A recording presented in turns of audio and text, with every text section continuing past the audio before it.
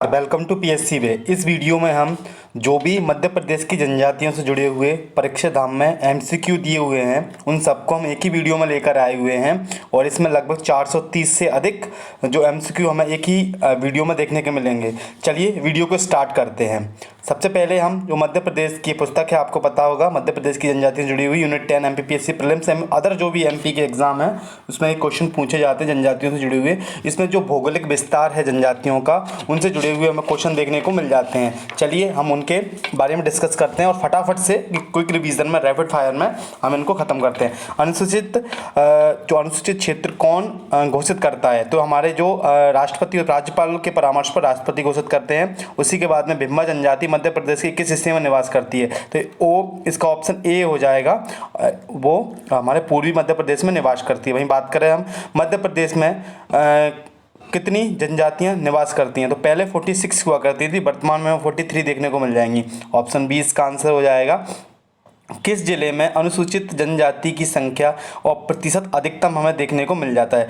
ध्यान रखना, पहले तो इनकी संख्या है, फिर उसके बाद प्रतिशत। जो हमारा बी नंबर का ऑप्शन है, धार में अधिकतम जनसंख्या है और परसेंट हमें अलीराजपुर में देखने को मिल जाता है। अगले क्वेश्चन पर चलते हैं। मध्य प्रदेश के किस जिले में सर्वाधिक और न्यूनतम जनजाति जनसंख्या देखने को मिल जाती है? देखो, सबसे पहले सर्वाधिक देखना है, तो जे हमें कहाँ पर देखने को मिल जाएगी? धार में। और न्यूनतम हमें भिंड में देखने को मिल जाएगी, तो ऑप्शन ए इसका आंसर हो जाएगा। मध्य प्रदेश में कितने प्रतिशत भील जनसंख्या निवास करती है? तो जो टोटल जनजाति जनसंख्या का 39%, ऑप्शन ए इसका आंसर हो जाएगा। अगले उस पर चलते हैं हम कि मध्य प्रदेश में जनजातियों में लिंगानुपात कितना देखने को मिलता है? तो मध्य प्रदेश की जनजातियां हैं उनका जो लिंगानुपात है वो 984 हमें देखने को मिल जाता है। मध्य प्रदेश में सर्वाधिक साक्षरता दर वाली जनजाति कौन सी देखने को मिलती है? तो आपने देखा होगा हलवा, जो चिवड़ा बनाने का कार्य करते हैं। चिवड़ा मीन्स होता है पोहा। कहाँ पे पाई जाती है ये? तो हमें बालाघाट में देखने को मिल जाएगी। अगले क्वेश्चन पर चलते हैं कि जनसंख्या 2011 के अनुसार मध्य प्रदेश में जनसंख्या की वृद्धि थी वो कितनी देखी गई थी? तो देखो, मध्य प्रदेश की जो टोटल जनसंख्या की अगर हम बात करें तो 25.20% हमें जनजातियों की जनसंख्या वृद्धि देखी गई थी। टोटल की बात करें मध्य प्रदेश की तो 20% के आसपास हमें वृद्धि टोटल की थी। राज्य में कौन सी जनजाति मध्य प्रदेश के पश्चिमी भाग में निवास करती है? तो भील जनजाति मध्य प्रदेश के पश्चिमी भाग में निवास करती है। वहीं हम बात करें तो अगला जो है हमारा, तो मध्य प्रदेश की जनजातियों का जो घनत्व कितना देखने को मिल जाता है? तो ये ऑप्शन सी 50 हमें देखने को मिल जाता है। अगले क्वेश्चन पर चलते हैं। जनजातीय जनसंख्या का प्रतिशत मध्य प्रदेश की कुल जनसंख्या कितना देखने को मिल जाता है? अभी जो उसका क्वेश्चन पूछा था इंजीनियरिंग सर्विसेज का, उसमें भी ये क्वेश्चन पूछा गया था, तो ऑप्शन ए इसका आंसर हो जाएगा। किस विद्वान ने जनजातियों को गिरिजन से संबोधित किया गया था? गिरिजन इन्हें किसने कहा था? गिरिजन इनको हमारे जो महात्मा गांधी जी थे उनके द्वारा ये कहा गया था, ध्यान रखिएगा।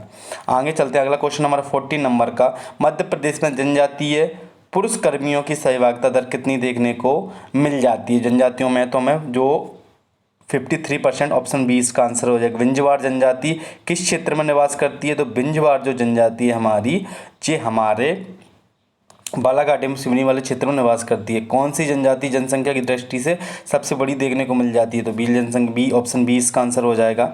आगे चलते हैं। अब इसमें हमें ये बताना है कि जो कौन कौन से इनका मतलब वो लगाना है, हमें जोड़ी में लाना है। तो जैसे कि आपको पता होगा कोटिल मुंडिया के बारे में आपने सुना होगा, रंगबंग भारिया या फिर मारिया जनजाति हमारी देखने को मिल जाती है। धूमकोरिया उराव के लिए होता है, गतियोरा मुंडाओं के लिए होता है, तो ऑप्शन ए इसका आंसर देखने को मिल जाएगा हमें। वहीं देखें न्यूनतम अनुसूचित जनजाति जनसंख्या वाले 3 जिले कहाँ पर आपको देखने को मिलेंगे?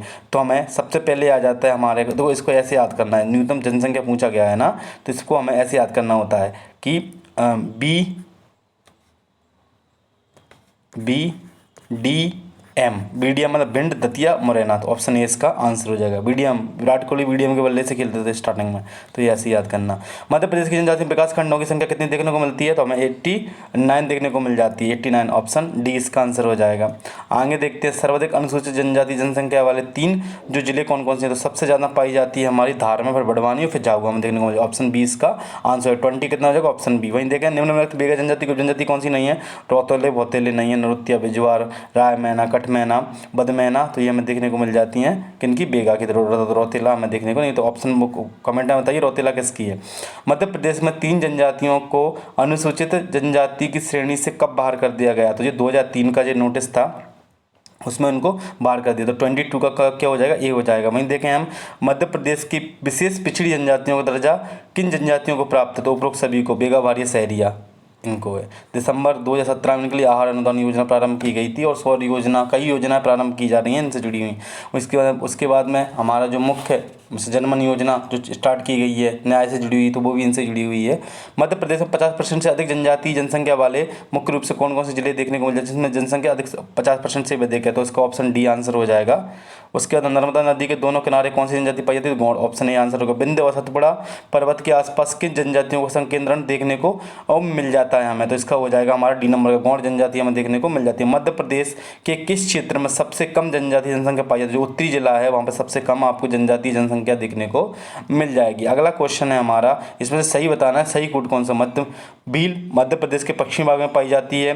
उसके बाद कोरकू मध्य प्रदेश के दक्षिणी भाग में पाई जाती है। और माझी जो जनजाति है उत्तरी जिलों में देखने को मिल जाती है, तो हमारा 28 का डी आंसर हो जाएगा। इसमें है निम्न में से कौन से बुनकर का कार्य है, तो पनिका जो कबीरपंथी के रूप में मध्य प्रदेश में है, और जो हमारे सिंधी वाले जो आसपास के क्षेत्र है, सिंधी की जो क्षेत्र है वैसे भी उसको क्या प्राप्त है ओडीओपी में, तो कालीन मिर्जापुर से जुड़ा हुआ क्षेत्र है ये, उत्तर प्रदेश का मिर्जापुर।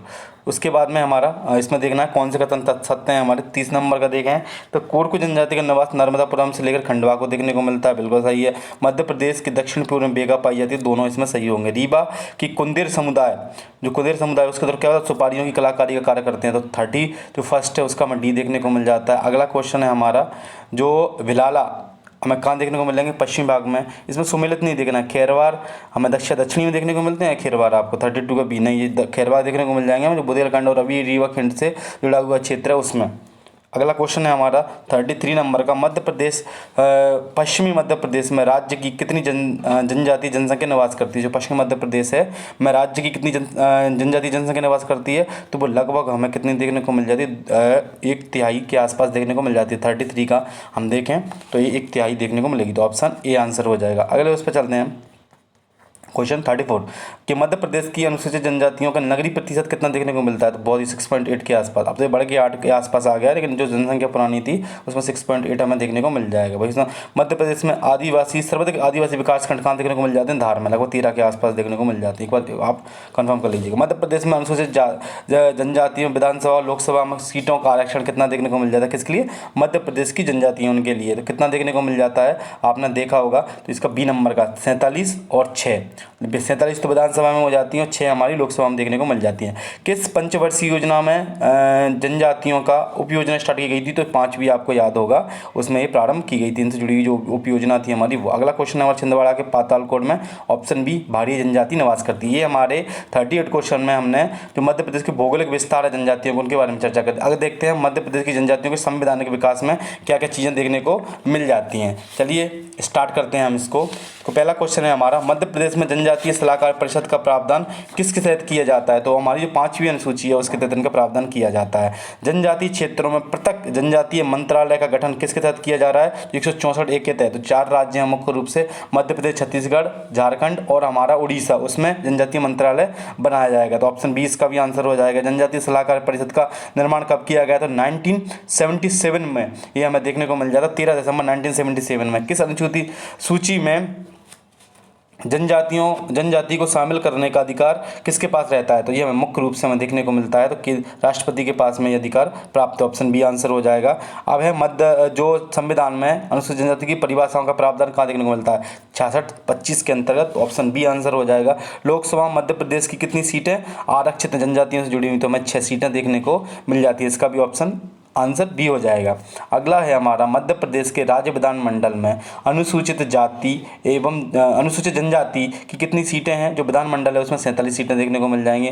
अब ये है कि कौन से सही कूट है, मध्य प्रदेश का संबंध अनुसूचित जनजातियों से नहीं है, किस अनुसूची का हमें संबंध इनसे नहीं देखने को मिलता है, कि इसमें हमारे 1 और 4 जहाँ देखे डी नंबर का, क्योंकि 5वीं का और 6वीं का तो अनुसूचित जनजातियों से जुड़ा हुआ देखने को मिल जाता है हमें, तो 8वीं का डी हो गया। अब 9वीं के बारे में बात करें कि 6वीं अनुसूची जनजातीय प्रावधानों कौन शामिल नहीं है, तो असम, त्रिपुरा, मिजोरम। एटीएम मशीन आपने सुना होगा, असम, त्रिपुरा, मिजोरम और मेघालय, मिजोरम, तो मिजो, तो जैसे अब इसमें छत्तीसगढ़ नहीं है, तो ये नहीं आएगा, ऑप्शन डी आंसर हो जाएगा। उसके बाद में कि जो अलग किस संविधान संशोधन के तहत अनुसूचित जाति आयोग गठन किया गया, 89वां सॉरी, ऑप्शन ए 89वें 1991 के तहत अलग से बनाया गया। 2004 में फिर इसकी स्थापना कर दी गई।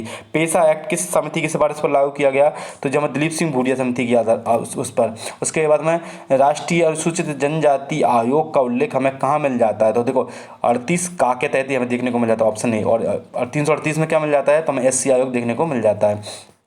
वहीं हम देखें अनुच्छेद 244 एक किसका प्रावधान देखने को मिलता है? तो जनजातीय सलाहकार परिषद का हमें प्रावधान देखने को मिलता है, ऑप्शन ए हो जाएगा, जो हमारा पेशा एक्ट है 1996 में आया था। और अभी 2022 में मध्य प्रदेश लागू करने वाला 10वां राज्य था, और अभी झारखंड से लागू करने वाला 11वां राज्य बना। वो असम ने लागू किया है, तो वो 11वां राज्य देखने को मिल गया हमें। अभी देखें हम, माफ़ करिएगा, बिहार ने लागू किया है, तो कन्फर्म बिहार ने लागू किया है, अभी तो 11वां राज्य बना वो। तो पंचायती उपबंध अनुसूचित क्षेत्रों तक विस्तार जो पेशा हो गया 1996 हो गया। आगे देखते हैं 15 नंबर का क्वेश्चन हमारा। तो 15 क्या कहता है हमारा कि संविधान के अनुच्छेद में सामाजिक आर्थिक विकास का अनुदान देने की बात की थी। तो अनुच्छेद 275 के तहत अनुसूचित जनजातियों के लिए सामाजिक आर्थिक अनुदान की बात की जाती है। वहीं बात करें हम मध्य प्रदेश अनुसूचित जनजाति जो आयोग है वो कब बना था? तो ये हमारा जून 1995 में देखने को मिलता है, ऑप्शन ए आंसर हो जाएगा इसका। अनुसूचित जनजातियों को पंचायत में आरक्षण किसके तहत? 243D जहाँ तक जाए आपको वहाँ पे आरक्षण की बात की जाती है। 243D 244 में 243D ऑप्शन ए आंसर हो जाएगा। 17 का ऑप्शन ए आंसर हो जाएगा। वहीं हम बात करें कि भारतीय संविधान में किस अनुच्छेद के अंतर्गत राष्ट्रपति द्वारा विशेष के लिए अनुसूचित जनजातियों समुदायों को लोक अधिसूचना जारी करने का अधिकार दिया जाता है? तो ये हमारा 342 के तहत ये बातें की जाती है कि अनुसूचित जातियों से जुड़ी जो लोक सूचना है वो MPPSC 2025 में पूछा भी गया है। राष्ट्रीय अनुसूचित जनजाति आयोग अध्यक्ष, उपाध्यक्ष और सदस्यों की नियुक्ति किसके द्वारा की जाती है? देखो संवैधानिक है, संवैधानिक की किसके द्वारा की जाएगी? तो हमारे राष्ट्रपति के द्वारा की जाएगी। अगला है हमारा कि मध्य प्रदेश अनुसूचित जनजाति आयोग में कितने अशासकीय सदस्य देखने को मिल जाते हैं हमें? तो ये हमें 3 देखने को मिल जाते हैं। राज्यों में विधानसभा में SC ST के लिए आरक्षण का प्रावधान कहाँ देखने को मिलता है? तो ये 32 के तहत देखने को मिल जाता है। पेशा एक्ट 1996 मध्य प्रदेश में कब लागू हुआ था? तो ये हमें 15 नवंबर 2022 में देखने को मिलेगा। राष्ट्रपति किस अनुच्छेद के तहत किसी क्षेत्र को अनुसूचित क्षेत्र घोषित कर सकता है और संबंधित राज्य के राज्यपाल का परामर्श अनुसूचित क्षेत्र को घटाया या बढ़ाया जा सकता है? तो हमें किसके तहत देखने को मिलता है? तो अनुसूची 5 है हमारी, उसमें तहत ये देखने को मिल जाता है हमें। वहीं देखें हम आदिम जनजाति समूह PBTG गठन में सिफारिश किस आयोग के द्वारा की गई थी? तो आपको तो ढेबर आयोग जो आया था उसके तहत वर्तमान में कितनी PBTG है? तो हमें देखने को मिल जाती हैं 75। सबसे ज़्यादा उड़ीसा में, मध्य प्रदेश में 3 देखने को मिलती हैं। 6वीं अनुसूची के तहत ATM मशीन जहाँ दिख रही हो Assam, Meghalaya, Tripura, Mizoram, option A answer हो जाएगा। किस अनुच्छेद के तहत निम्नलिखित में से अब क्या है, कुछ सही ऑप्शन देखना है कि 161A में पृथक जनजाति कल्याण मंत्री होगा, बिल्कुल सही है।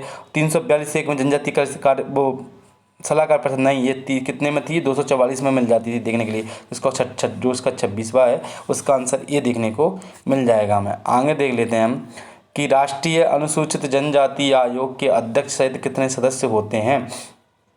तो 27 में हमारा D 5वें का D देखने को मिलेगा। किसी सूची में जनजातियों को शामिल करने का अधिकार किसके पास है? किस सूची में जनजातियों को शामिल कर रहे हैं तो कौन से हैं? तो इसका ऑप्शन बी हो जाएगा। क्या हो जाएगा? तो राष्ट्रपति हमें देखने को मिल जाएगा। किसी अनुच्छेद में जनजातियों के लिए लोकसभा विधानसभा में आरक्षण का प्रावधान कहाँ देखने को मिल जाता है? तो जो विधानसभा लोकसभा तो 332 और 330 और 332 आपको जहाँ दिख रहा हो उसमें लगा दीजिए। ऑप्शन ए दिख रहा है, इसमें लगा दीजिए। अगला क्वेश्चन है हमारा कि अनुसूचित जाति जनजाति अत्याचार निवारण अधिनियम कब हुआ था? तो ये मतलब कब अधिसूचित किया गया था? 30वें का ये 11 सितंबर 1979 में हमें ये देखने को मिलता है। अगले क्वेश्चन पर चलते हैं हम कि जनजातीय सलाहकार परिषद में कितने सदस्य देखने को मिलते हैं? तो ये हमें कितने अधिकतम में 20 देखने को मिल जाएंगे। कितने? ऑप्शन बी इसका आंसर होगा। 31वें का बी। भारतीय संविधान के किस अनुच्छेद जनजातियों में राज्यसभा की सीटों का आरक्षण की बात करता है? तो ये कब कितने में बात की जा रही है? तो ये 32 का ए। कितने में? जो विधानसभाओं में, राज्यसभा में सिर्फ विधानसभा में सीटें, तो 332 सॉरी। आप ये है क्वेश्चन हमारा एक कि अनुसूचित क्षेत्रों में उन राज्यों के द्वारा जिनमें कि वह स्थित है के द्वारा प्रशासित किया जाता है, किंतु राज्यपाल को भी अनुसूचित क्षेत्रों को संबंधित अधिकार प्राप्त हैं, सिवाय किस अधिकार के सिवाय उन क्षेत्रों में राज्यपाल को अधिकार प्राप्त हैं। तो 33 डी नंबर का कि आदिवासियों के व्यवसाय, कामकाज, शिक्षा व स्वास्थ्य सेवाओं के नियम बन तैयार करना इनसे जुड़ा हुआ है। आगे देखें हम कि भारतीय संविधान के अनुच्छेद 338 के अंतर्गत निम्न में से किस आयोग का गठन की बात की जाती है। तो 338 में किसकी, अनुसूचित जाति आयोग। तो ऑप्शन हमारा डी इसका आंसर हो जाएगा। आगे चलते हैं हम दोस्तों, इसमें हमने जो पूरे 34 क्वेश्चन है मध्य प्रदेश की जनजातियों का जो संवैधानिक चीज़ें में जो भी अधिकार प्राप्त हैं या उनसे जुड़े हुए जो भी प्रावधान हैं तो उनके बारे में चर्चा कर ली है। अब हम देखेंगे जो मध्य प्रदेश की प्रमुख जनजातियों से जुड़े हुए जो भी MCQ हैं तो लगभग 70 के आसपास उनके बारे में चर्चा करेंगे।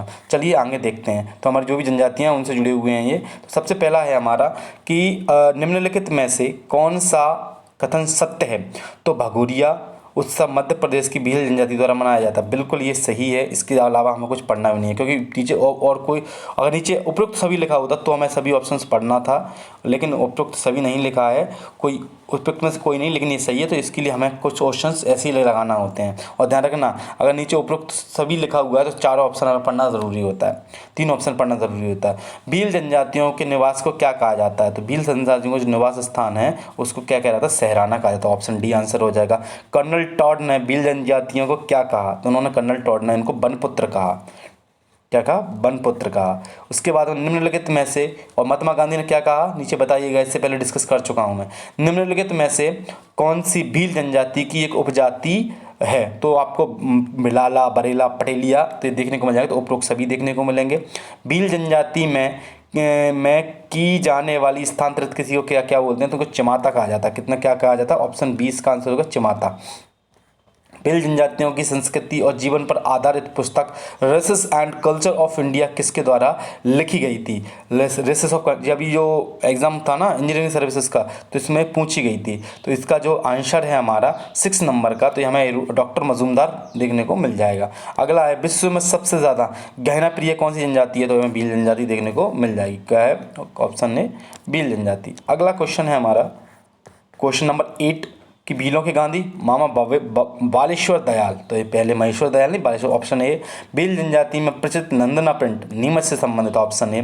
और दापा, दहेज से प्रति जो दापा प्रथा होती है इनके, उसके लिए कौन सा अभियान चलाया गया था, साथीदार अभियान प्रारंभ किया गया। तो ऑप्शन ए आंसर हो जाएगा। भील जनजाति का मुख्य व्यवसाय क्या है, आपको क्या देखने को मिल जाएंगे। तो देखो इनका जो मुख्य व्यवसाय आपको कृषि देखने को मिलेगा।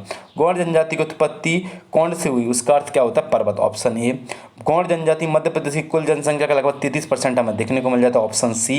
गौड़ जनजाति के बारे में कौन सा कथन असत्य देखने को मिलता है, यह मध्य प्रदेश के उत्तरी भाग में निवास करती है। तो ये गलत है। कोयतूर होते हैं, अगर ये प्रधान होते हैं, पितृसत्तात्मक समाज होती है। तो ऑप्शन ए इसका आंसर होगा 14 का ए।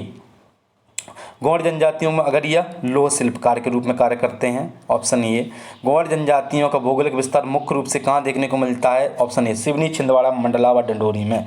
किस जनजाति का जन्म संस्कार के समय ध्रुव तारा दिखाने की प्रथा है। तो यह हमें गौड़ जनजातियों में देखने को मिल जाती है। अब है सिहारी पद्धति क्या है। तो सिहारी कृषि पद्धति हमें देखने को मिल जाती है। आगे है कौन स्वयं को गौड़ स्वयं को क्या बोलते हैं। तो कोयतुर बोलते हैं। Option A. हिरनौटी दिया किस जनजाति की विशेष देखने को मिल जाते हैं। हिरनौटी जो प्रधान होते हैं गौड़ जनजातियों में, तो 20 का हमें क्या देखने को, सॉरी प्रधान अगरिया होते हैं गौड़ों में, अगरियाओं द्वारा ये गौड़ों में ये हिरनौटी बेटा, एक हिरनौटी क्या होता है कि एक ऐसे एक स्तंभ बना दिया जाता है गाँव के, उसमें दिया रखे रहते हैं।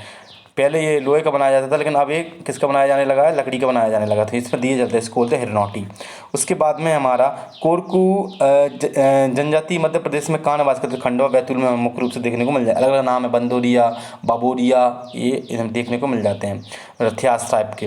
अब कोरकू जनजाति की कौन सी उपजाति नहीं है, कौन कौन सी नहीं देखने को मिलती। देखो बामोरिया, बंदोरिया, रूमा, देखो राय मैना, कट मैना किन की होती है, बेगा की होती हैं। तो ऑप्शन डी इसका आंसर हो जाएगा। अगला क्वेश्चन है हमारा कि कौन सी कोरकू जनजाति का पितृक स्थान उसे किसको मानते हैं? सावलीगढ़ जो बैतूल में अवस्थित है उसको अपने पितृक स्थान मानती हैं, तो ऑप्शन सी हो जाएगा।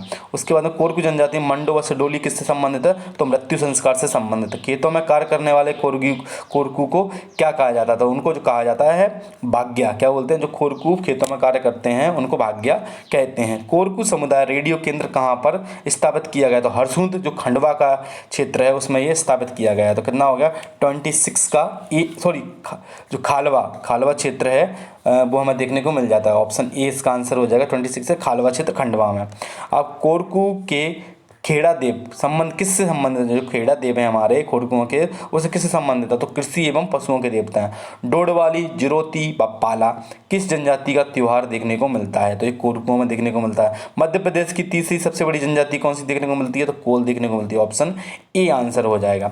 अगले चलते हैं हम क्वेश्चन नंबर 30 में। तो क्वेश्चन है हमारा कि कोल जनजाति के बारे में कौन सा कथन सही है? तो ये मुंडा समूह से आते हैं, बिल्कुल देखने को मिल जाएगा। इनका मूल स्थान रीवा का कुराली क्षेत्र है, देखने को देगा। इनका वर्ण रामायण में भारत में देखने को मिल जाता है। तो 30 का हमारा ए 1 2 3 तीनों सही है। कोल जनजाति का निवास स्थान तो हम बात करें तो ये रीवा, सींधा, सतना और शहडोल वाले क्षेत्रों में देखने को मिलती है। ऑप्शन ए आंसर हो जाएगा। कोल जनजाति के गांव के मुखिया को क्या कहा जाता है? जो मुखिया होता है उसको महतो या गोटिया कहा जाता है। कोल जनजातियाँ पंचायत प्रणाली होती है, बिल्कुल ठीक है। गोत्र चिन्ह नहीं होते हैं, क्या ऐसा देखने को मिलता है? बिल्कुल सही, ऐसा देखने को मिलता है, दोनों ही सही हैं। कोल जनजाति खुद को मतलब किसकी संतान मानते हैं? तो अपने को ये माँ सबरी की संतान मानते हैं, उन्हीं के वंशज के रूप में ये अपने आप को देखते हैं। कोल जनजाति का नाम कोल क्यों पड़ा? क्योंकि ये कोयले की खदानों में मुख्य रूप से कार्य करने को आपको देखते हुए मिल जाएंगे, तो ये काम करने वाले, तो डी सी आंसर हो जाएगा। जनजाति कोल जनजाति में लुकोड़ा, पंचगोटवा व सुटर्रा क्या देखने को मिलता है हमें? तो ये ऑप्शन है खेल, बच्चों के खेल देखने को मिल जाते हैं। अगला है हमारा कोल जनजातियों के बारे में निम्न तथ्यों में विचार करना है हमें कि कोल तीसरी सबसे बड़ी जनजाति है, बिल्कुल 7% देखने को मिलती है, बिल्कुल, तो दोनों ही सही हैं। ऑप्शन सी आंसर होगा।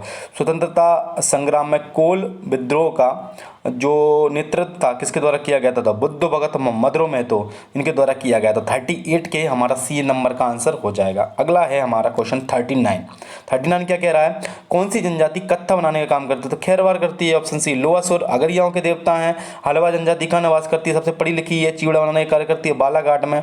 पनिका मध्य प्रदेश में किस क्षेत्र में देखे जाते हैं? तो मुख्य रूप से पनिकाओं के बारे में बात करें तो इनसे जुड़ी हुई कौन कौन सी हैं? शहडोल हैं, कबीरपंथी हैं, कपड़े बुनने का कार्य करते हैं और धर्मगुरु मेथी कहलाते हैं इनके। तो ऑप्शन डी इसका आंसर हो जाएगा।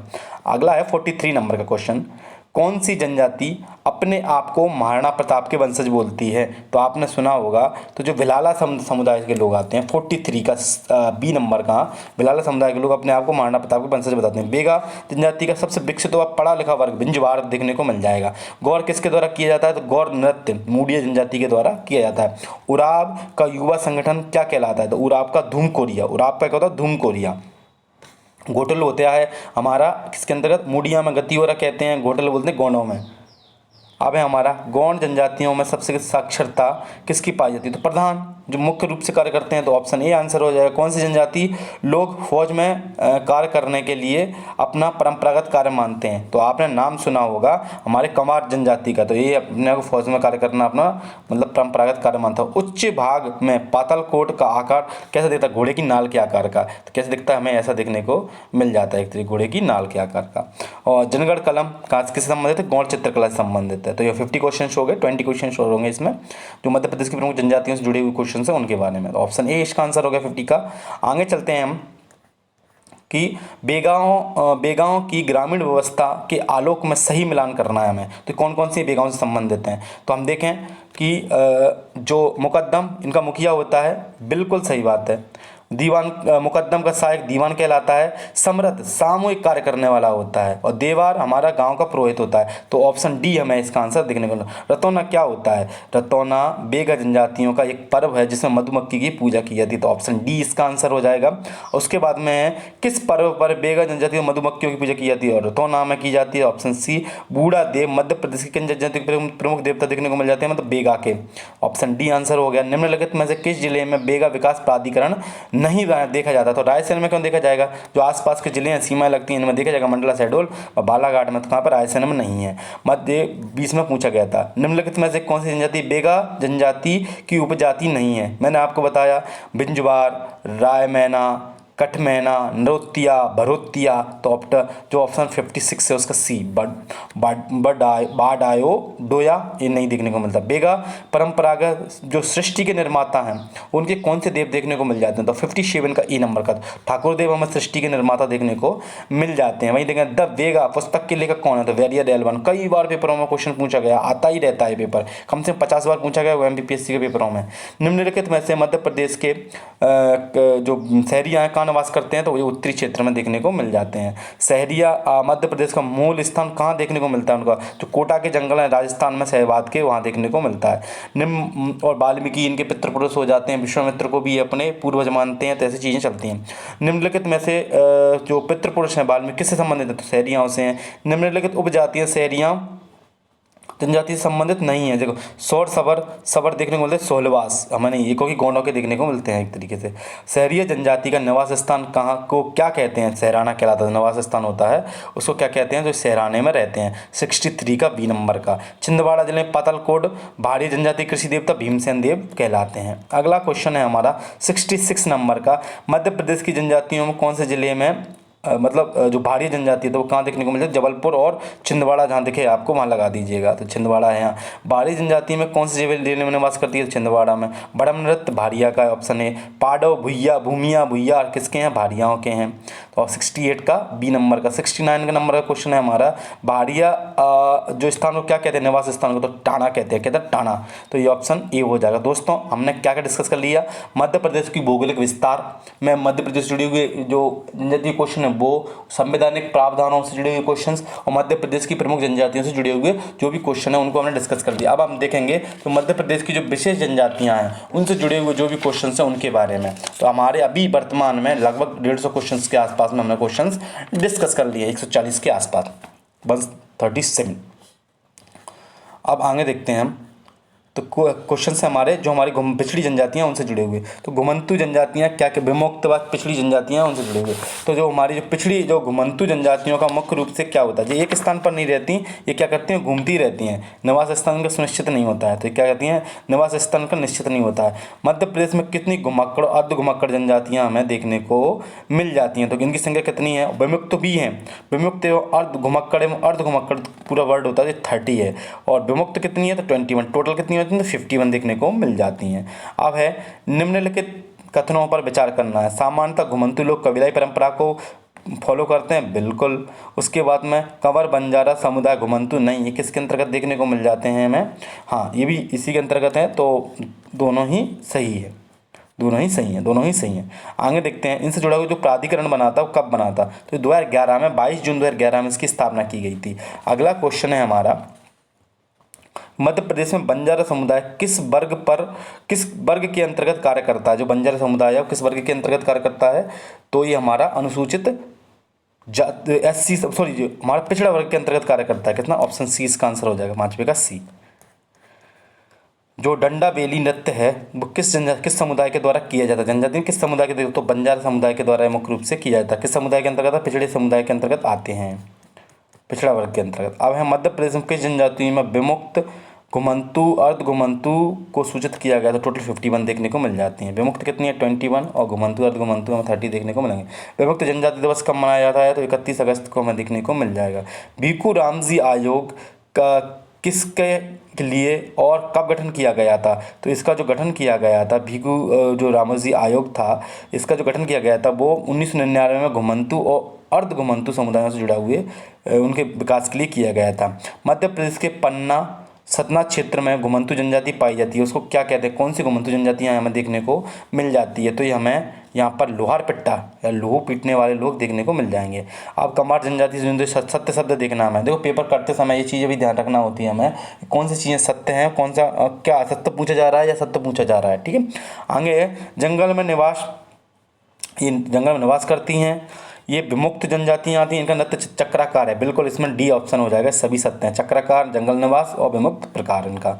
मध्य प्रदेश में राज्य विमुक्त अर्ध घुमंतु घुमंतु जनजाति अधिकरण जो स्थापना की गई थी उसकी स्थापना कब की गई थी, तो ये हमें 1996 में देखने को मिल जाती है। निम्नलिखित में से कौन सी घुमंतु जनजाति हमें नहीं है, तो ये तो जनजाति है हमारी बिलाला, तो ये सब देखने को कंजर भदौरिया पारती हमें देखने को मिल जाएंगे। ऑप्शन बी आंसर हो गया इसका।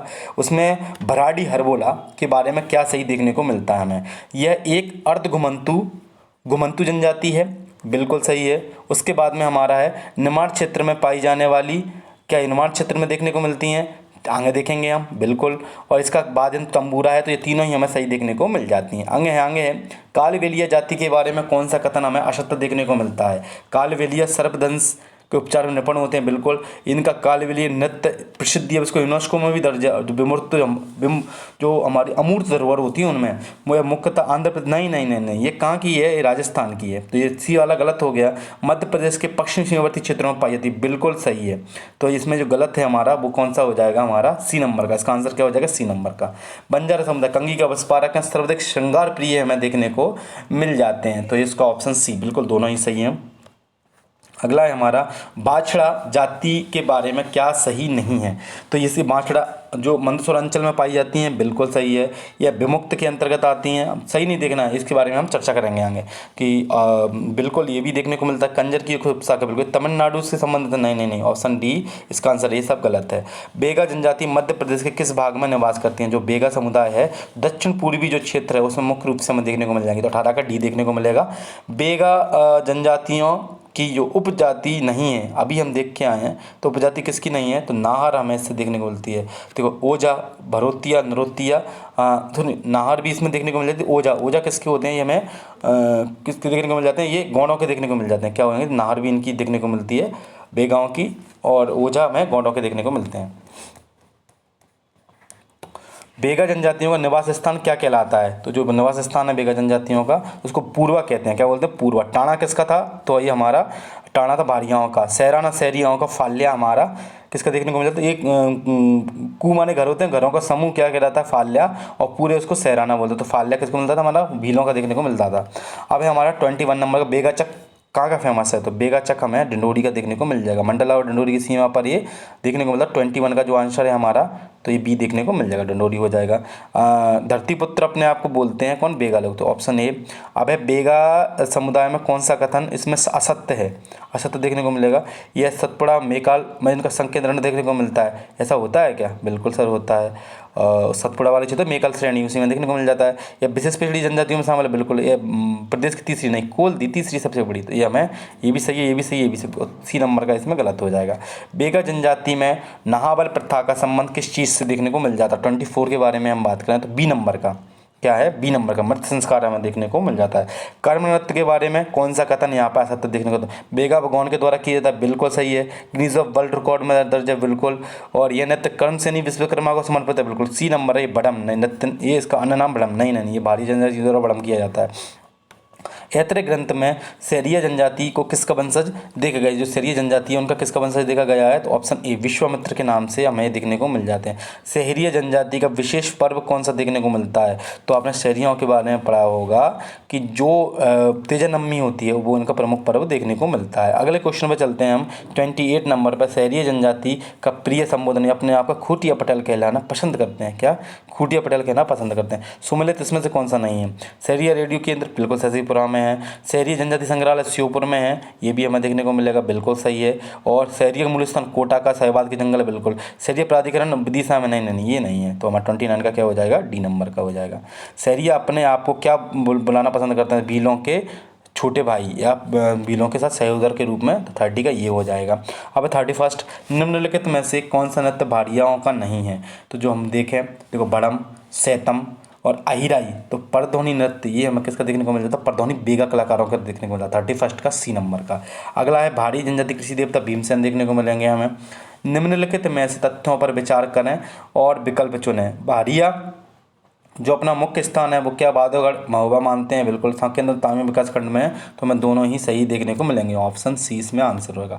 34 भूमिया, भुइयार, पांडिया, पांडा, पलिया, ये हमें भारी जनजाति की उपजातियां देखने को मिल जाती हैं। अगला है बिदरी, नवाखनी, जवारा, खिचड़ी क्या है, ये क्या देखने को मिलते हैं हमें, तो ये है भारिया समुदाय के त्यौहार, क्या है भारिया के त्यौहार। भारतीय जो विकास प्राधिकरण है वो कहाँ स्थापित किया गया है? तो भारतीय जो प्राधिकरण है हमारा, वो हमें जो तामीय क्षेत्र है वहाँ देखने को मिल जाता है। गुरु कौफिकनाथ किसके संस्थापक देखे जाते हैं? तो ये कालवेलियाओं के कौफिकनाथ संस्थापक देखे जाते हैं। निम्नलिखित में से व्यवसाय तलवार, कटारी या ढाल बनाना किसका देखने को मिलता है? तो अगरियाओं का ये मुख्य रूप से सॉरी ये हमें आदि ढाल बनाना किसका कार्य है? 38 का। तो ये हमें सी लोहगड़ियों का ये कार्य देखने को मिलता है। ऑप्शन सी एक किसका? लोहगड़ियों का। खंडोबा किस जाति के संरक्षक देव हैं? तो ये हमें जो धनगर मुख्य हैं उनके रूप में देखने को मिल जाते हैं। पीबीटीजी निम्नलिखित में से कौन मध्य प्रदेश के विशेष क्षेत्र के जो पीबीटीजी के अंतर्गत नहीं आते हैं? तो असुर देखने को मिलते हैं, मध्य प्रदेश के अंतर्गत नहीं आते हैं। आगे हम चर्चा करते हैं मध्य प्रदेश की जो जनजातियों जुड़ी हुई जो प्रमुख योजनाएं हैं उनसे जुड़ी हुई जो भी एमसीक्यू हैं उनके बारे में।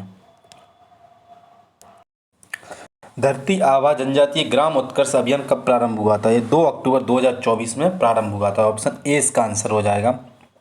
सौर योजना क्यों प्रारंभ की गई है? सौर योजना में जो हमारी विशेष पिछड़ी जनजातियां हैं उनके बच्चों को जो हमारे आर्म्स फोर्स में जाने के लिए ट्रेनिंग दी जाना है, तो उससे ऑप्शन ए से संबंधित है। टाटा मामा आर्थिक कल्याण योजना के तहत कितने रुपए प्रदान किए जाते हैं? तो इसके लिए कितने रुपए प्रदान किए जा रहे हैं उनको? तो ये हमें देखने को मिलेगा 10,000 से लेकर 1 लाख रुपए तक प्रदान किए जाते हैं। अगले क्वेश्चन पर देखें, मध्य प्रदेश की जनजातियों में से क्या एक सामान्य समस्या देखने को मिल जाती है? सिकल सेल एनीमिया की इनमें एक समस्या हमें देखने को मिलती है। तो ऑप्शन बी इसका आंसर हो जाएगा। निम्नलिखित में से किस राज्य में जनजातीय उपयोजना अवधारणा लागू की गई है? तो मध्य प्रदेश में जनजातियों के लिए उपयोजना, इसके अंतर्गत 13 योजनाएं हमें देखने को मिलती हैं। 1992-93 में ये प्रारंभ की गई थी। आकांक्षा योजना कब प्रारंभ की गई थी? तो 1 जनवरी 2018 में ये प्रारंभ की गई थी। आकांक्षा योजना में जो नीट वगैरह की तैयारी कर रहे हैं जनजातीय समुदाय से जुड़े हुए बच्चे, उनको सहायता देना है। प्रतिभा जो योजना है का संबंध किस क्षेत्र से देखने को मिल जाता है? तो ये हमें स्वास्थ्य क्षेत्र से देखने को मिल जाता है। मध्य प्रदेश के किस योजना में अनुसूचित जाति या अनुसूचित जनजाति या गरीब लोगों का इलाज अपने खर्च पर करवाती हैं? तो जो दीनदयाल अंत्योदय उपचार योजना है वो हमें देखने को मिलती है। तो ऑप्शन सी आंसर हो जाएगा। धरती आबा में मतलब कितने परसेंट तक जनजातीय जनसंख्या होना चाहिए? तो एटलीस्ट 50% तक तो जनजातीय जनसंख्या होना चाहिए, इसलिए उन क्षेत्रों का विकास किया जा सके। तो ये 50% होगा। प्रधानमंत्री जनधन योजना का संबंध का मुख्य उद्देश्य क्या है? जनधन योजना का जो मुख्य उद्देश्य देखा गया है तो ये जनजातियों का कल्याण करना है, इसमें मुख्य उद्देश्य है। मध्य प्रदेश सरकार द्वारा राज्य में हीमोग्लोबिन पैथी मिशन कब प्रारंभ किया गया? तो ये देखें 2021 में प्रारंभ किया गया। सिकल सेल एनीमिया निदान कार्यक्रमों के बारे में कौन से तथ्य सही है? 12 का डी। तो जुलाई 2023 में प्रारंभ हुआ। स्क्रीनिंग उपचार व देखभाल प्रणाली शामिल है। जनजातियों के लिए विशेष केंद्रित योजना है और शहडोल से प्रधानमंत्री द्वारा ये लॉन्च की गई है। तो ऑप्शन डी देखने को मिलेगा हमें। भाई रानी दुर्गावती श्री अन्न प्रोत्साहन योजना के बारे में कौन सा कथन हमें यहाँ सत्य देखने को मिलेगा? तो यह मध्य प्रदेश में मिलेट से जुड़ी हुई है, बिल्कुल प्रोत्साहन देनी है, बिल्कुल मध्य प्रदेश द्वारा लागू की गई है। और 23-24 से लेकर 25-26 तक हमें ये देखने को मिल जाएगी। जो 13वें नंबर का क्वेश्चन है हमारा, तो डी देखने को मिलेगा। राशन आपके द्वार कब संबंधित 2021 में ये प्रारंभ की गई थी? कब? डी का बी हो जाएगा। आगे है सिकल सेल एनीमिया निदान कार्यक्रम कहाँ से प्रारंभ किया गया था? तो ये हमें सी नंबर का शहडोल से प्रारंभ किया गया था। टाटा मामा आर्थिक कल्याण योजना किससे जुड़ी हुई है? 16 का ए, ये जनजातीय वर्ग से जुड़ी हुई है। वहीं गुरुकुलम विद्यालय संचालन योजना के बारे में क्या सही देखने को मिल जाता है? तो 17 का जो डी नंबर का है हमारा वो ये देखने को मिल जाता है। ऑप्शन डी 17 का डी नंबर का कि यह जनजाति 2017 से प्रारंभ की गई थी। यह राज्य प्रायोजित कार्यक्रम है। इसका उद्देश्य अंग्रेजी में शिक्षा उपलब्ध कराना है। तो ऑप्शन डी हो जाएगा। निम्नलिखित में से कौन सी योजना विशेष रूप से जनजातियों के लिए नहीं है? जनजातियों के लिए कौन सी नहीं है? भेज जनजातियों के लिए तो जे हमें कौन सी तो पीएम वाणी, तो ऑप्शन डी हमें देखने को मिलेगा। तो पीएम वाणी से संबंधित नहीं है। ये टाटिया बिरसा मुंडा पीएम जनमन इनसे संबंधित है। अगला क्वेश्चन है हमारा कि धरती आबा जो जनजातीय ग्राम उत्कर्ष अभियान है मुख्य क्या है? तो जो हमारे जनजातीय क्षेत्र है उनका समग्र विकास करना है। जनजातीय गौरव कब मनाया जाता है? तो भगवान बिरसा मुंडा की जन्म दिवस पर 15 नवंबर को ये मनाया जाता है। पहली बार 2021 में मनाया गया था और 2022 में इसी समय पर हमारे यहाँ पर पेश एक्ट लागू किया गया था। मध्य प्रदेश यह लागू करने वाला 10वां राज्य था। जनजातियों के लिए संचालित PMJBM का जो फुल फॉर्म है वो हमें क्या देखने को मिलेगा? उसको क्या कहते हैं हम? 21 का बी, प्रधानमंत्री जनजातीय विकास मिशन। जनजातियों का संदर्भ आकांक्षा योजना का मुख्य रूप से क्या देखने को मिलता है, तो हमारा जो 22 का डी, प्रतियोगी परीक्षाओं की तैयारी कराना, मैंने आपको पहले ही बताया था 1 जनवरी 2018 प्रारंभ की गई थी। आप राशन आपके द्वारा किसने प्रारंभ की, बिल्कुल आदिवासी हितग्राहियों के लिए योजना। इसमें उचित मूल्य की दुकान से राशन दिया जाएगा और इसमें घर पहुंच सेवा शामिल नहीं होगी। इसमें क्या पूछा गया है, कौन सा कथन सत्य है। देखो राशन आपके द्वारा ही लिखा हुआ है तो ये तो शामिल होगा ही उसमें। तो हमें कौन कौन से इसमें गलत देखने को मिलते हैं, तो इसमें 3 व 4 देखने को, 23 का सी देखने को मिल जाएगा। 3 व 4 हमें गलत देखने को मिल जाते हैं। बलराम ताल योजना 2007 में प्रारंभ की गई। आगे है कि आहार अनुदान योजना का मुख्य उद्देश्य या किससे जुड़ी हुई है, तो जो हमारी जनजातीय क्षेत्रों को कुपोषण से मुक्ति दिलाने के लिए नगद राशि जो हमारी पिछड़ी जनजाति हैं, दिसंबर 2017 में प्रारंभ किया गया। तो जो पिछड़ी हुई जनजाति हैं उनके लिए प्रारंभ किया गया। तो 25 का डी नंबर का। श्री अन्न को प्रोत्साहित करने के लिए कौन सी योजना प्रारंभ की गई है, तो श्री अन्न को प्रोत्साहित करने के लिए रानी दुर्गावती से अन्न प्रोत्साहन योजना, ऑप्शन ए इसका आंसर हो जाएगा। उसके बाद में टाट्या मामा आर्थिक कल्याण जो योजना के बारे में क्या सही है, 1 2 3, यह वर्ष में प्रारंभ की हितग्राहियों को कम ब्याज पर ऋण देने के लिए उद्यम स्थापना की सहायता करने के लिए ये प्रारंभ की गई। उसके बाद में सूर्यधारा अन्नपूर्ण योजना का मुख्य उद्देश्य क्या था। सूर्यधारा जो अन्नपूर्ण योजना है उसका मुख्य उद्देश्य देखने को मिल जाता है जनजातीय किसानों से संबंधित, तो उनके लिए जो अच्छे बीज वगैरह हैं उनकी व्यवस्था करना। पंचधारा योजना के तहत कौन सी यूपी योजना शामिल नहीं है, 29 का डी, समृद्धि योजना इसमें शामिल नहीं है। उसके बाद में अरुणिमा योजना का जो मिलान है वो किससे संबंधित है, तो मतलब जो मिलान पूछना है हमें, तो अरुणिमा योजना किससे संबंधित है, तो इसके लिए हम बात करें, देखो अरुणिमा सबसे बड़ी बात है पहला का बी, ज्वाली योजना जो वेश्यावृत्ति या जो संबंधित लोग हैं उनसे उनको उससे निकालना। प्रतिष्ठा तो ये हमें मेला को प्रथा को ख़त्म करना। जो ट्राइसेम हमें देखने को मिल जाती है वो हमारी कौशल प्रबंधन से संबंधित देखने को मिल जाती है। तो 30 का हमारा आगे इसके ऑप्शन दिए होंगे, 30 का हो जाएगा हमारा ए नंबर का। ये तो जो लास्ट वाला था उसका 1 था, बिल्कुल सही है। उसके बाद में जो मध्य प्रदेश में 2023-24 में कुल कितनी वृद्ध एवं मध्यम एकीकृत जनजातीय विकास परियोजना अस्तित्व में है, जो 31 वाले के बारे में हम बात करें तो इसका जो आंसर हो जाएगा हमारा, तो वो हो जाएगा 1, मतलब 31 जो परियोजनाएं हैं वो इनसे जुड़ी हुई हैं, अभी क्या कार्यरत हैं। पवन पुत्र क्या संबंधित है, पवन पुत्र का अर्थ ये है कि जो अनुसूचित जनजातियों से जुड़े हुए जो लोग हैं, कुशल कामगार हैं, उनको टेम्पो वगैरह उपलब्ध कराना, उड़ते हुए चले जाएंगे वो, इसलिए ऑप्शन डी हो जाएगा।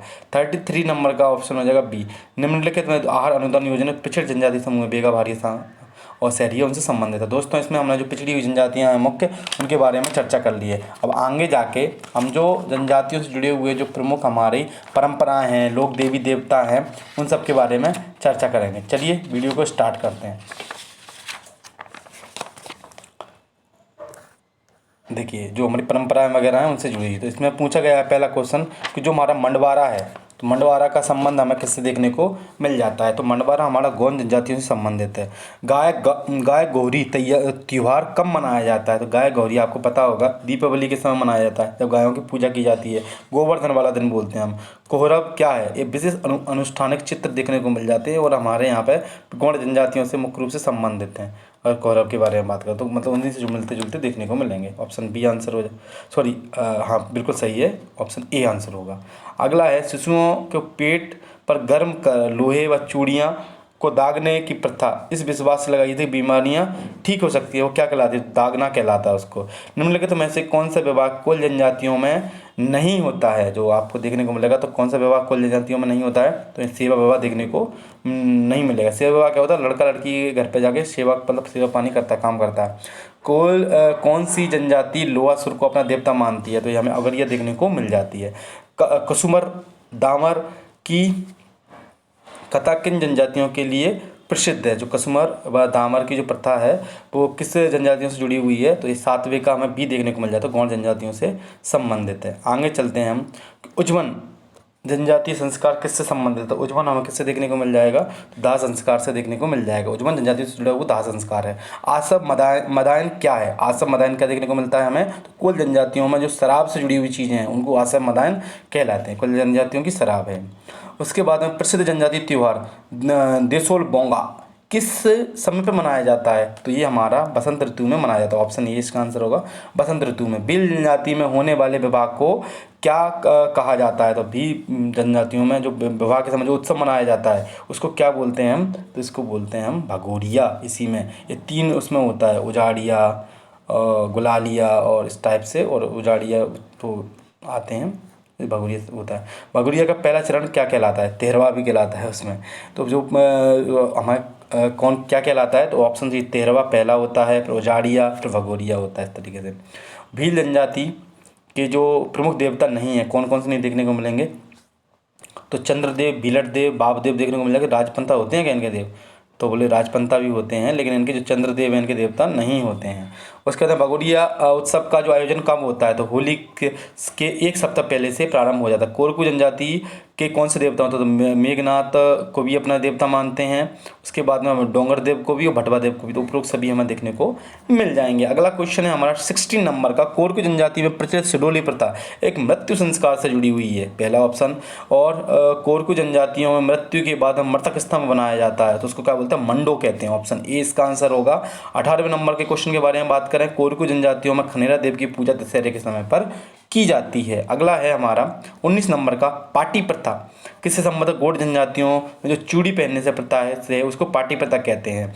गौड़ जनजाति में मृत्यु गायन को क्या कहा जाता है? उसको खावल पाटा कहते हैं। क्या बोलते हैं? उसको खावल पाटा कहते हैं। गौड़ों में प्रचलित नोहडोरा किसके प्रचलित नोहडोरा किससे संबंधित है? तो ये हमें भित्ति चित्रों से संबंधित है। ऑप्शन ए इसका आंसर हो जाएगा। वहीं देखें, गौड़ जनजातियों में गोदना करने वाली स्त्रियों को क्या कहा जाता है? तो गोदन करने वाली स्त्रियों उनको गोदरानी कहा जाता है।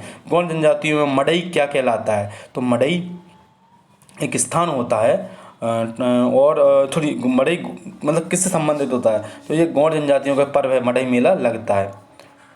आगे चलते हैं हम अगले क्वेश्चन पे हमारे पे। तो अगला क्वेश्चन है हमारा 24 नंबर का, नवाखनी पर्व कब मनाया जाता है? मतलब किस फसल के आने पर नवाखनी मनाया जाता है? धान के आने पर ये मनाया जाता है। विलाला जनजाति के गुरु है वो कौन से हमें देखने को मिल जाएंगे? तो ये 25 का ए, बड़वा देखने को मिल जाएंगे। बड़वा देव किससे संबंधित है? तो बिलाला से संबंधित। किस पर्व पर बेगन जाति मधु की पूजा करते हैं? रथोना पर करते हैं। बिदरी, नवाखरी व ज्वारा एक हमें क्या देखने को मिलते हैं? तो मध्य प्रदेश में जो एक प्रमुख त्यौहार मनाया जाता है जनजातियों के द्वारा, तो ये हमें देखने को मिलते हैं, नवाखरी, बिदरी वगैरह। तो ऑप्शन डी आंसर हो जाएगा। बाड़ी समुदाय कृषि देवता भीमसेन, ऑप्शन ए 28 का। अगला है शहरी जनजाति के पितृपुरुष किसे कहा जाता है? तो वाल्मीकि जी को कहा जाता है। बूढ़ा जनजाति के बारे में, बूढ़ा देव किस जनजाति से जुड़े हुए हैं और उनके से जुड़े हुए कौन कौन से कथन हमें देखने को मिलेंगे? जो 30 के बारे में हम बात करें तो ये हमें हो जाएगा कि बेगा के प्रमुख देवता हैं और पीढ़ियों की रक्षा करते हैं। पीपल के नीचे वृक्ष नहीं करते, साज वगैरह वृक्ष के नीचे देखने को मिलता है। ऑप्शन सी आंसर हो जाएगा। एक और सी सही है। और जनजातीय जो जीवन में घोटल किससे संबंधित है? युवा गृह देखने को मिलता है, तो युवा संगठन देखने को मिलेगा। निम्नलिखित में से कौन से प्रसिद्ध डोकरा कला से संबंधित है? भरेवा समुदाय से जुड़ा हुआ आलो ढालू कला है, तो दोनों ही सही देखने को मिलेंगे। अगला है भैंस संस्कृति किसके लिए जानी जाती है? मुख्य रूप से भैंस के प्रति आदर व श्रद्धा का भाव रखते हैं, तो 33 में ए भीलों से जुड़ी हुई है। वही मध्य प्रदेश के सरगना सैनी मतलब एक स्थान पर ये बनाई गई है, जैसे कि चौगन शायद मंडला में है ये क्षेत्र। तो ये ऐसा इनका कहना है कि ये आसमान स्वर्ग तक जाती है। हलमा क्या देखने को मिलता है? हलमा एक पद्धति है 35 जो हलमा क्या है? हलमा क्या है? वीरों द्वारा किसी मतलब किसी क्षेत्र में एक दूसरे की मदद करने से जुड़ी एक पद्धति देखने को मिल जाती है। बेगा जनजातियों के चिकित्सक या बगरू का निवास स्थान हमें कहाँ देखने को मिलता है? तो बगरू का जो निवास स्थान होता है चिपली घाटी के समीप हमें देखने को मिलता है। कर्मा नृत्य का संबंध किससे संबंधित है? इसके कितने प्रकार शामिल होते हैं? तो ये डोगस, खगखलाहा, जितिया, तो उपरोक्त सभी हमें देखने को मिल जाएंगे। आगे है हमारा भारत की मड़ई त्यौहार किसके लिए प्रसिद्ध है? तो जो मड़ई त्यौहार है हमारा नारायणपुर छतरपुर का, वो हमें तो छत्तीसगढ़ का नारायणपुर में जो मड़ई त्यौहार है सबसे ज़्यादा वहाँ प्रसिद्ध देखने को मिलता है। इंदल क्या देखने को मिलता है? तो जो प्रकृति पूजा के रूप में इंदल देखने को मिल जाता है। अगला है धनबहू कीत संस्कार किसके लिए प्रसिद्ध है? तो ये जन्म संस्कार से प्रसिद्ध है। वहीं किस जनजाति के पुरुष अपने हाथ के पीछे चंद्रमा का टैटू बंधवाते हैं? तो ये हमें देखने को मिलेंगे बेगा पुरुष ऐसा करते हैं। वही ऑप्शन सी आंसर हो गया उसका। वहीं जनजातीय महिलाओं को जीवन भर आभूषण मतलब जो अपना जीवन भर के लिए आभूषण मानते हैं, किसको मानते हैं? गुदना को। तो ऑप्शन सी इसका आंसर हो जाएगा। तो दोस्तों अगले वीडियो में नहीं, मतलब अगले उसमें हम मध्य प्रदेश की विशिष्ट कलाएं, चित्रकलाएं व शिल्प कला से जुड़े हुए जो भी हमारे MCQ हैं उनके बारे में चर्चा कर रहेंगे।